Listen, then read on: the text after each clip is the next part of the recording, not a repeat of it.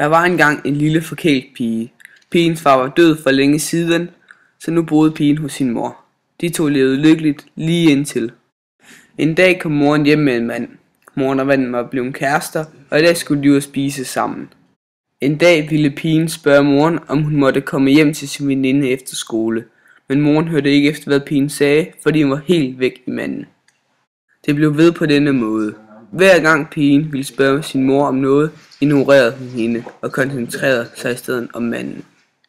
Den lille pige var ikke længere i centrum, og det gik hende på. Manden så heller ikke ud til at nyde den lille piges selskab. Han skubbede hende væk, når hun ville hen til moren, og hvis det en sjælden gang skete, at pigen kom i kontakt med moren, afbrød han dem og tog morens fokus. Efter et halvt år i pigens loft for den lille pige, gad hun ikke mere. En mørk aften, da moren var gået i seng, sad manden og så fjernsyn.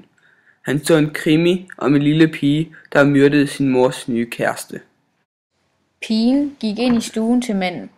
Hun gemte kniven på ryggen. Hun gik om bag ham.